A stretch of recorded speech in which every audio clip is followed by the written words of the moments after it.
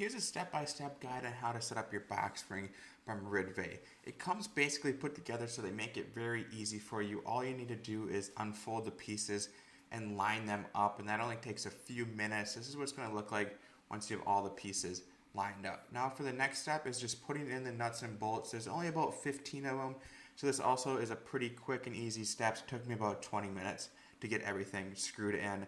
And now for the next step, which is just putting your slats down. This is quick and easy. All the slats come together and they can easily just be slid in there. And now for the final step is getting your cover over it. I love that the cover is removable, so if you ever move, you can take it off so it doesn't get dirty. But this is also another super easy step. It only took me a few minutes to get on there.